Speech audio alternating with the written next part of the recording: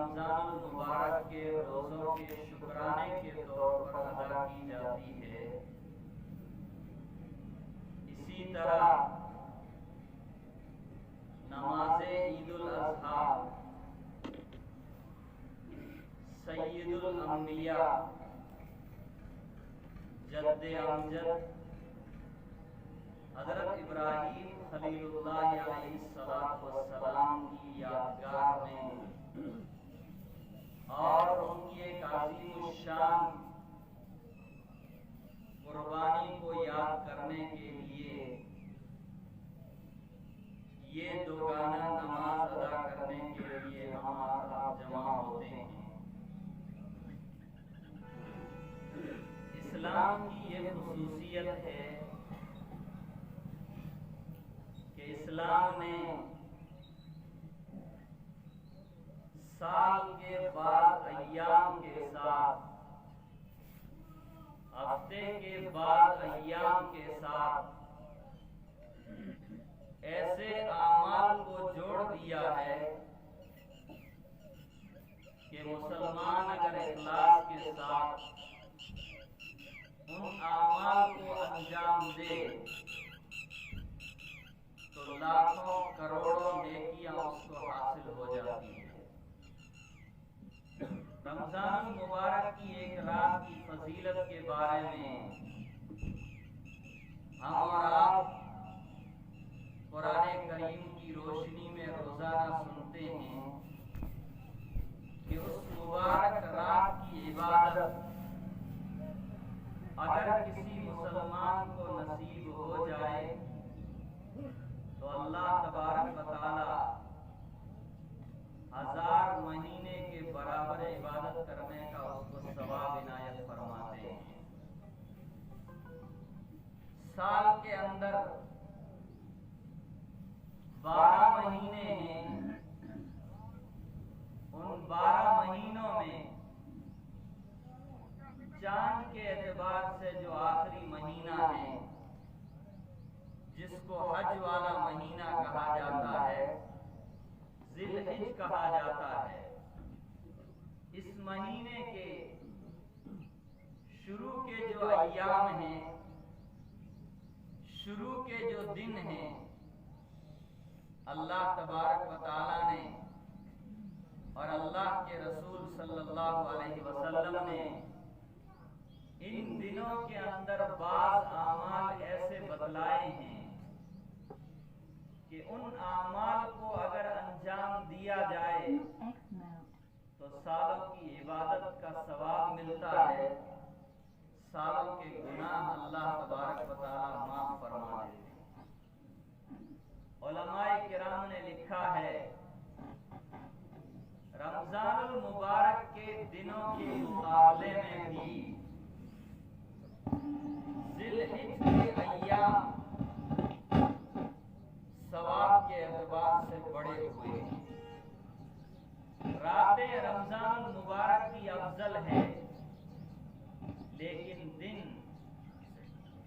जिलहिज्जा के ज्यादा अफजल है। और खास तौर से जो आरफे का दिन होता है, 9 जिलहिज की जो तारीख होती है, उसका सवाब तो अल्लाह तबारक व तआला के यहाँ और ज्यादा है। नबी करीम सल्लल्लाहु अलैहि वसल्लम ने फरमाया, ये महीना हज का महीना है, हाजियों के खास अमाल अंजाम देने का महीना है। लाखों की तादाद में मुसलमान दुनिया के कोने कोने से खींच करके लाखों करोड़ों रुपए खर्च करके मक्का मुकर्रमा पहुंचते हैं, मदीना मुनव्वरा पहुंचते हैं। दुनियावी एतबार से जाती उनका कोई फायदा नहीं है। अल्लाह के एक हुक्म को बजाने के लिए, अल्लाह के एक हुक्म की अंजाम दही के लिए 5 लाख, 7 लाख, 10-10 लाख तक लोग रुपए खर्च करके जाते हैं 15 दिन के लिए, 20 दिन के लिए, महीने के लिए, 40 दिन के लिए। क्यों जा रहे हैं लाखों की तादाद में और लाखों करोड़ों रुपए खर्च करके क्यों जा रहे हैं? अल्लाह ने हजरत इब्राहिम अलैहिस्सलाम को बैतुल्लाह की तामीर के बाद हुक्म दिया था, लोगों में हज का ऐलान कर दो। हजरत इब्राहिम अलैहिस्सलाम ने फरमाया, आए अल्लाह, मेरे पास मोबाइल का इंतजाम नहीं है, मेरे पास माइक का इंतजाम नहीं है, मेरी आवाज तो मक्का की वादियों तक भी नहीं पहुंचेगी, दुनिया के कोने कोने में मेरी आवाज कैसे पहुंचेगी? अल्लाह तबारक व तआला ने तसल्ली देते हुए जवाब में फरमाया, आए मेरे दोस्त, आए मेरे खलील, ऐलान करना, आवाज लगाना तुम्हारा काम है, लोगों के दिलों तक, वादियों तक, कोने कोने तक इस आवाज को पहुंचाना मेरा काम है।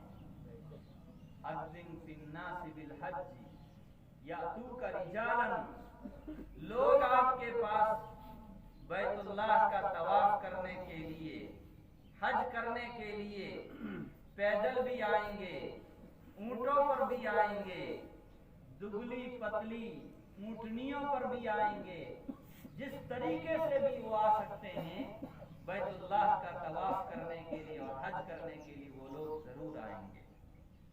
तो ये हज वाला महीना है, इसलिए अल्लाह तबारक व तआला ने इन दिनों की फजीलत रमजानुल मुबारक के दिनों से भी ज्यादा बताई है। हजरत नबी करीम सल्लल्लाहु अलैहि वसल्लम ने फरमाया, जिलहिज के शुरू के जो 8 दिन हैं, उन 8 दिनों में अगर कोई एक दिन का रोजा रखता है, अल्लाह तबारक व तआला उसके 1 साल के गुनाह माफ फरमा देते हैं। और अरफे के दिन का अगर कोई मुसलमान रोजा रखता है, अल्लाह तबारक व तआला 1 साल अगले के और 1 साल पिछले के गुनाहों को, सगायर को, छोटे गुनाहों को अल्लाह माफ फरमा देते हैं। एक ये फजीलत। दूसरी फजीलत नबी करीम सल्लल्लाहु अलैहि वसल्लम ने बयान फरमाई, जो आदमी जिस पर कुर्बानी वाजिब है और कुर्बानी का इरादा रखता है, जब जिलहिज का चांद देख ले तो उस मुसलमान को चाहिए किसी जगह के अपने बालों को ना काटे, अपने नाखूनों को ना काटे, चांद के नजर आने से पहले पहले अपने बालों को साफ कर ले, अपने नाखूनों को तराश ले, चांद नजर आने के बाद ना बाल काटे ना नाखून काटे। ना काटना वाजिब और जरूरी तो नहीं, लेकिन मुस्तहब है। सवाब इसका बहुत बड़ा है। क्या सवाब है? रोजाना आप हजरात के सामने ये बात बताने की कोशिश की जाती है कि इन दिनों में हज का अहम फरीजा अंजाम दिया जा रहा है। हाजी लोग 8 तारीख को हज का एहराम बांध लेते, बल्कि अब तो 7 तारीख को बंधवा देते हैं। हाजी ने जब एहराम बांध लिया और हज की नीयत कर ली, लब्बैक अल्लाहुम्मा लब्बैक, लब्बैक ला शरीका लक लब्बैक, इन्नल हम्दा वन निअमता लक वल मुल्क ला शरीका लक। जब हाजी ने ये नीयत कर ली, तलबिया पढ़ लिया एहराम बांधने के बाद, अब बहुत सारी हलाल चीजें, जायज चीजें उसके ऊपर हराम हो जाती हैं। खुशबू लगाना सुन्नत है, मूछ बढ़ जाए तो उसको कतरना सुन्नत है, लेकिन एहराम बांधने के बाद ना अपने हाथ से बाल तोड़ सकता है, ना कैंची से काट सकता है, ना मूछ कतर सकता है, ना सर के बाल काट सकता है, ना किसी और जगह के बाल काट सकता है। सारी चीजें अब उसके ऊपर हराम हो गई। खुशबू लगाना सुन्नत है, जायज नहीं बल्कि सुन्नत है, लेकिन एहराम बांधने के बाद खुशबू लगाना भी, तेल लगाना भी नाजायज है। क्यों? अल्लाह फरमाते मेरे घर में आए हो तो भिखारी बन करके आओ। आधा बदन तुम्हारा नंगा है, भीख मांगने वाला जिस हालत में आता है, आज तुम मेरे घर में उसी हालत में आओ। हाजी की ये अदा मिना में रहते हुए, अरफात में रहते हुए, मुज़दलिफा में रहते हुए, तवाफ़े ज़ियारत करने तक अल्लाह को हाजी की ये अदा बड़ी पसंद आती है। अल्लाह इस मौसम में हाजियों के ऊपर करोड़ों रहमतें और बरकतें नाज़िल फरमा देता है। अल्लाह फरमाते हैं लाखों लोग आए हैं, लेकिन करोड़ों लोग, अभी करोड़ों मुसलमान दुनिया में पीछे मौजूद हैं, जो अपने दिल में ये अरमान लिए बैठे हैं, आय अल्लाह किसी दिन हमारे पास में भी असबाब होंगे, किसी दिन हमारे पास में भी इतना रुपया पैसा असबाब होंगे, तो हम भी हवाई जहाज का सफर करके तेरे घर की ज़ियारत के लिए आएंगे। लेकिन आज हमारे पास असबाब नहीं है, तो दिल में उनके अरमान मचलते हैं, जज्बात होते हैं, एहसासात होते हैं, आंखों से आंसू रवा करके उन एहसासात को वो कम करते हैं, उन जज्बात को कम करते हैं। अल्लाह फरमाते हैं तुम्हें मायूस होने की जरूरत नहीं है। अगर हज तुम्हारे ऊपर फर्ज नहीं है, तो हाजियों ने एहराम बांधने के बाद जो शक्ल इख्तियार की है और जो चीजें उनके ऊपर नाजायज हो चुकी हैं, तुम भी उन चीजों को अपने ऊपर अभी नाजायज कर लो। बाल मत काटो, नाखून मत काटो। हाजियों के साथ इस मुशाबहत की वजह से हाजियों पर जो रहमतें और बरकतें नाजिल हो रही है, मेरे बंदो, मैं तुम्हारे ऊपर भी उन रहमतों को और बरकतों को नाजिल करूं। ये इन दिनों का दूसरा खास अमल है। एक रोजा, एक बाल और नाखून ना काटना। हजरत शेखुल इस्लाम मुफ्ती तकी उस्मानी साहब दामत बरकातुहू ने लिखा है, अगर किसी पर कुर्बानी वाजिब नहीं है, कुर्बानी करने का इरादा भी नहीं है, वो भी अगर हाजियों के साथ मुशाबाहत इख्तियार करेगा, एक ज़ईफ हदीस की रोशनी में बताया, अल्लाह तबारक व तआला उनको भी इसी तरह का सवाब इनायत फरमाए। इसलिए सबको इस बात की कोशिश करनी चाहिए।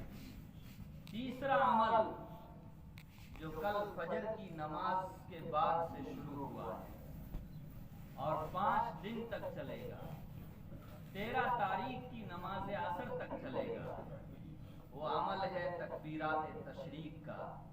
ये तकबीरात तशरीक हजरत जिब्राइल अलैहिस्सलाम, हजरत इब्राहीम अलैहिस्सलाम, हजरत इस्माइल अलैहिस्सलाम, तीनों की जबान से जो दुम्बा जन्नत से आया था, उस दुम्बे के आने के वक्त इन तीनों हजरात की जबान से जो जुमले, जो कलिमात निकले थे, अल्लाह तबारक व तआला ने उम्मते मोहम्मदिया के ऊपर 9 ज़िलहिज की नमाज फजर से लेकर के 13 ज़िलहिज की असर तक इन कलिमात के कहने को मर्दों के लिए बुलंद आवाज से वाजिब और औरतों के लिए आहिस्ता आवाज से कहने को वाजिब करार दे दिया। अल्लाहु अकबर, अल्लाहु अकबर, ला इलाहा इल्लल्लाह, वल्लाहु अकबर, अल्लाहु अकबर वलिल्लाहिल हम्द। आप भी एक मर्तबा कह लें, अल्लाहु अकबर, अल्लाहु अकबर, ला इलाहा इल्लल्लाह, वल्लाहु अकबर, अल्लाहु अकबर वलिल्लाहिल हम्द। इन सब कलिमात में दुआ नहीं है, कुछ भी नहीं है, सिर्फ अल्लाह की तारीफ और अल्लाह की बड़ाई बयान की है। अल्लाह की बड़ाई बयान की जाए, अल्लाह को ये बहुत पसंद है। अल्लाह को ये बहुत पसंद है। सूरह फातिहा में पहले अल्लाह की तारीफ शुरू होती है, उसके बाद बंदा अपनी दुआ अल्लाह के सामने पेश करता है, तो अल्लाह को अपनी तारीफ, अपनी किबरियाई, अपनी बड़ाई बहुत पसंद है। इसलिए इन दिनों में उठते बैठते चलते फिरते ये तकबीरात तशरीक हमको बुलंद आवाज से पढ़नी चाहिए। हम नमाज ईद के लिए आए, रास्ते में बुलंद आवाज से ये तकबीरात तशरीक पढ़ते हुए आए। हम वापस अपने घरों को जाएं तब भी तकबीरात तशरीक पढ़ते हुए जाएं। चौथा अमल, जिस अमल की बुनियाद पर ये सारी चीजें अल्लाह ने हमारे लिए वाजिब करार दी है या सुन्नत करार दी है या मुस्तहब करार दी है। चौथी चीज है 10 जिलहिज, 11 जिलहिज और 12 जिलहिज को जो आदमी साहिब निसाब है, जिस आदमी के पास जरूरत से जायद सामान है, उस आदमी के ऊपर कुर्बानी करना वाजिब है। अगर मर्द के पास में इतना माल है तो मर्द के ऊपर भी कुर्बानी वाजिब है। बीवी के पास, औरत के पास अगर इतना अपना माल है, उसकी खुद की मिल्कियत है, उसके ऊपर अपनी अलग कुर्बानी वाजिब है। ज़कात के अंदर 3 माल होते हैं, कुर्बानी के अंदर चौथी चीज और है। सोना चांदी, माले तिजारत, जानवर वगैरह, ये सारी चीजें ज़कात में आती हैं।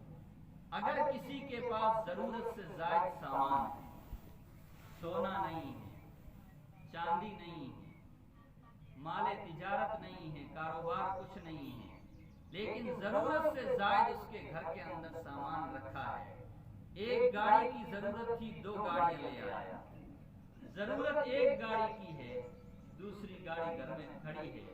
अगर वो गाड़ी जरूरत में इस्तेमाल नहीं होती है तो सिर्फ उस गाड़ी की वजह से उस पर ज़कात तो वाजिब नहीं होगी, लेकिन कुर्बानी उसके ऊपर वाजिब होगी। घरों में, हमारे घरों के अंदर, शहरों में आमतौर से जाकर के देखेंगे, साल भर ऐसी चीजें रखी रहती जो इस्तेमाल नहीं होती। बर्तन इस्तेमाल नहीं होते, बिस्तर इस्तेमाल नहीं होते, चारपाइयाँ इस्तेमाल नहीं होती, और आजकल बड़े कीमती बर्तन और छोटी छोटी कीमती मशीनें आती हैं जो साल भर इस्तेमाल नहीं होती है। अगर ऐसी जरूरत से जायद चीजें घर में मौजूद है, ज़कात तो वाजिब नहीं होगी, लेकिन कुर्बानी वाजिब होगी। ये कुर्बानी का अमल अल्लाह तबारक व तआला को बहुत महबूब है। कुर्बानी किसी भी तरह की हो, अल्लाह हर मैदान में, हर चीज में कुर्बानी चाहते हैं। ऐश से, आराम से, लज्जत से कोई चीज हासिल नहीं होती है। कुर्बानी के बाद जो चीज हासिल होती है उसकी कदर भी होती है और अल्लाह के यहाँ उसके ऊपर सवाब भी मिलता है। कुरान करीम की एक आयत है, इन्न मअल उसरि युस्रा, इन्न मअल उसरि युस्रा। तंगी के बाद आसानी है। इसका मतलब यह है कि पहले तकलीफ उठाना अल्लाह को पसंद है। तकलीफ बर्दाश्त करेंगे तो उसके बाद अल्लाह की तरफ से डबल आसानी आएगी। कुर्बानी देंगे तो उसके बाद अल्लाह की तरफ से आसानियां ज्यादा आएगी। जो सिर्फ अपनी कुर्बानी के बगैर दूसरों की कुर्बानी पर जिंदगी गुजारते हैं, उनकी जिंदगी ज्यादा दिन तक चलती नहीं। जो अपनी कुर्बानी दे करके आगे बढ़ते हैं, मैदान बनाते हैं, उन लोगों को खरे खोटे का, अच्छे बुरे का और दूसरी चीजों का तरीका और तमीज होती है। वो मैदान के अंदर हर चीज की तमीज करते हुए आगे बढ़ते हैं। तो अल्लाह को हर मैदान के अंदर कुर्बानी पसंद है, मुजाहदा पसंद है, रियाजत पसंद है। इसलिए हमको कुर्बानी देने की कोशिश करनी चाहिए। तो ये कुर्बानी का अमल हजरत इब्राहिम अलैहिस्सलाम, हजरत इस्माइल अलैहिस्सलाम की जो सुन्नत थी, अल्लाह ताला ने इब्राहिम अलैहिस्सलाम को हुक्म दे दिया, और वो भी ख्वाब में दिया, वही के जरिए नहीं दिया, ख्वाब में दिया कि फरमाया, मैं देख रहा हूँ, आए बेटे मैं देख रहा हूँ कि मैं तुम्हारी गर्दन के ऊपर छुरी चला रहा हूँ। अल्लाह की तरफ से मुझे ये ख्वाब दिखाया जा रहा है। वो बेटा भी नबी बनने वाला था। बाप ने जब ख्वाब बयान किया, बेटे ने कोई चूं चुरा नहीं की, बल्कि कहा, आए मेरे अब्बा, अगर अल्लाह का हुक्म है तो कर गुजरिए, सतजिदुनी इंशाअल्लाह मिनस साबिरीन। मेरी गर्दन पर छुरी चलेगी, तकलीफ तो होगी, लेकिन इंशाअल्लाह आप मुझे सब्र करने वालों में से पाएंगे। मैं वावेला नहीं मचाऊंगा, मैं रोऊंगा नहीं। चुनांचे 10 जिलहिज की तारीख थी। आसमान भी ताज्जुब में था, जमीन भी ताज्जुब में थी कि आज कैसा दुनिया के अंदर एक नया अमल होने वाला है। बाप ने बेटे को सुलाया, छुरी बेटे के सामने तैयार की जा रही है। 6-7 साल का, 10 साल, तकरीबन 10-12 साल का बेटा समझदार है, देख रहा है ये छुरी तेज हो रही है और मेरी गर्दन के ऊपर चलने के लिए अब तैयार हो रही है। भागे नहीं, रोए नहीं, अब्बा से शिकायत नहीं की है, अब्बा ये आप क्या कर रहे हैं। हजरत इब्राहिम अलैहिस्सलाम तो बड़े मुजाहदात से गुजरे थे, बड़ी कुर्बानियों से गुजरे थे। गांव वालों ने निकाल दिया था, बाप खिलाफ हो गए थे, सारी दुनिया मुखालिफ थी, लेकिन अल्लाह के हुक्म के नतीजे में अपनी बीवी को, अपने बेटे को अकेले मक्का की वादियों में छोड़ करके गए। और जब कुर्बानी का नंबर आया तो मैदान अरफात के अंदर कुर्बानी करने के लिए भी तैयार हो। सुलाया, अल्लाह को आजमाइश और इम्तिहान लेना। क्या लेना था? बेटे को ज़िबह करवाना नहीं था। हदीस में आता है अगर इस्माइल अलैहिस्सलाम के गर्दन के ऊपर छुरी चल जाती तो कयामत तक हर बाप को जिंदगी में अपना एक बेटा कुर्बान जरूर करना पड़ता। हर बाप को एक बेटा जरूर कुर्बान करना पड़ता, लेकिन अल्लाह को उनका इम्तिहान लेना मंजूर था, अल्लाह को कुर्बान करवाना मंजूर नहीं था। छुरी चला रहे हैं, छुरी इधर नहीं चल रही है। इस्माइल अलैहिस्सलाम उल्टे सोए। अय अब्बा, मैं उल्टा सो जाऊं, मेरा चेहरा देख करके कहीं आपको रहम और तरस ना आ जाए। बेटे का चेहरा देख करके, मेरी शक्ल देख करके आपको कहीं तरस और रहम ना आ जाए, इसलिए मुझे उल्टा सिला दो और उल्टा सिला करके मेरी गर्दन के ऊपर छुरी चलाओ। हजरत इब्राहिम अलैहिस्सलाम ने कई मर्तबा छुरी को रगड़ा, कोशिश की, लेकिन अल्लाह का हुक्म नहीं था। क्या नहीं था? अल्लाह का हुक्म नहीं था। गैर ज़वील उकूल चीजें भी अल्लाह के हुक्म की मोहताज है। छुरी भी अल्लाह के हुक्म की मोहताज है। उसमें अकल नहीं है, समझ नहीं है, जान नहीं है, कुछ भी नहीं है, शुऊर नहीं है, लेकिन अल्लाह का हुक्म नहीं, इसलिए वो छुरी नहीं चल रही है। अल्लाह तबारक व तआला ने देख लिया, बेटे ने अपनी मेहनत, अपनी कुर्बानी पेश कर दी। बाप ने ज़िबह करने के लिए, गर्दन काटने के लिए पूरा जोर लगा दिया, इम्तिहान में कामयाब है। जन्नत से अल्लाह ने मेंढा भेज दिया हजरत जिब्राइल अलैहिस्सलाम को दे करके। हजरत जिब्राइल अलैहिस्सलाम आसमान से जब उतर रहे हैं और छुरी बेटे के गर्दन के ऊपर हजरत इब्राहिम अलैहिस्सलाम चला रहे हैं, तो हजरत जिब्राइल अलैहिस्सलाम ने वहां से नारा लगाया, अल्लाहु अकबर, अल्लाहु अकबर। इब्राहिम अलैहिस्सलाम ने ऊपर निगाह उठा करके देखी तो कहा, ला इलाहा इल्लल्लाह वल्लाहु अकबर, अल्लाह के सिवा कोई माबूद नहीं, अल्लाह ही सबसे बड़ा है। इस्माइल अलैहिस्सलाम ने जब दोनों को ये गुफ्तगू सुनी और जन्नत का मेंढा देखा तो फौरन फरमाया, अल्लाहु अकबर, अल्लाहु अकबर, अल्लाह सबसे बड़ा है, अल्लाह सबसे बड़ा है। ये नबियों की कुर्बानी थी जो उन्होंने पेश की। हजरत इब्राहिम अलैहिस्सलाम और जिब्राइल अलैहिस्सलाम ने मिलकर के वो मेंढा ज़िबह किया। एक हदीस में नबी अलैहिस्सलाम से सहाबाए किराम रिज़वानुल्लाहि ताला अलैहिम अजमाइन ने पूछ लिया, मा हादिहिल अज़ाही, अय अल्लाह के रसूल सल्लल्लाहु अलैहि वसल्लम, ये कुर्बानी क्या है? हर साल हम लाखों की तादाद में और अब तो करोड़ों की तादाद में जानवर ज़िबह होते हैं, ये क्या है? नबी अलैहिस्सलाम ने फरमाया, सुन्नत अबीकुम इब्राहिम, ये तुम्हारे बाप हजरत इब्राहिम अलैहिस्सलाम की सुन्नत है। हमें क्या मिलेगा? अय अल्लाह के नबी सल्लल्लाहु अलैहि वसल्लम, हमें इसके ऊपर क्या मिलेगा? नबी अलैहिस्सलाम ने फरमाया, बिकुल्लि शाअतिन हसना, और दूसरी रिवायत में बिकुल्लि सूसिन हसना, हर बाल के बदले में एक नेकी। अगर रुई है तो रुई के हर जर्रे, हर ऊन के बदले में अल्लाह तबारक व तआला एक नेकी अता फरमाएंगे। तो मेरे बुजुर्गों और दोस्तों, ये इन दिनों के मोटे मोटे आमाल है जो मैंने आप हजरात के सामने बयान किए।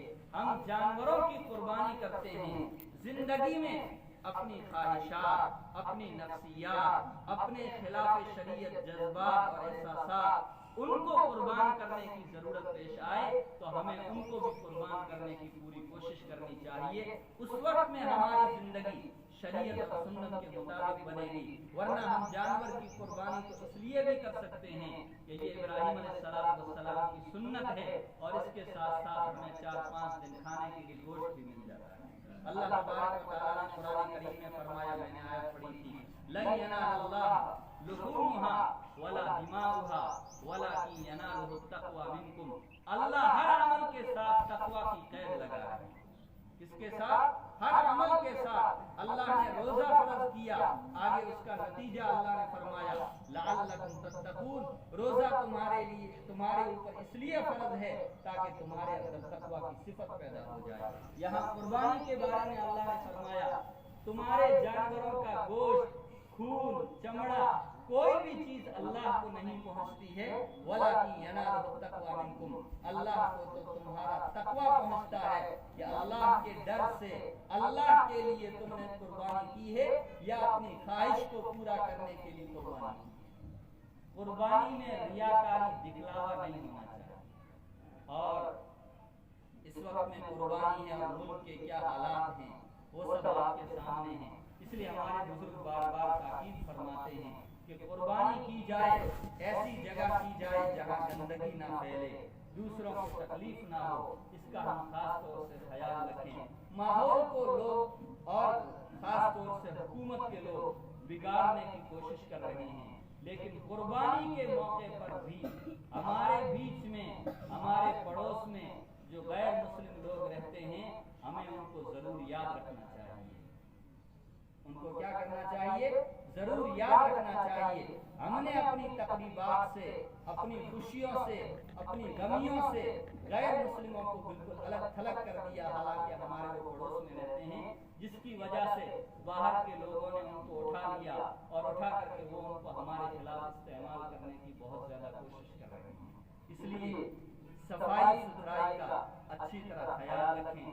गैर मुस्लिमों को भी इस मौके के ऊपर खास तौर से याद रखने की कोशिश करें। ये अमाल है, आइंदा साल ज़िलहिज का महीना आएगा, ये अमाल हम याद रखें। चांद नजर आने से पहले पहले जो काम करने हैं वो चांद नजर आने से पहले कर लें।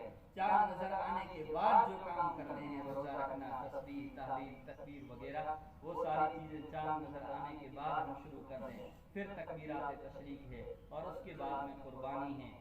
ईदगाह के लिए ईदगाह में आए, आते जाते खूब अल्लाह की बड़ाई, खूब अल्लाह की तकबीर और अल्लाह की बड़ाई बयान करने की कोशिश करें। Thanks for watching. Don't forget to like, comment, share and subscribe to Al Wahid channel.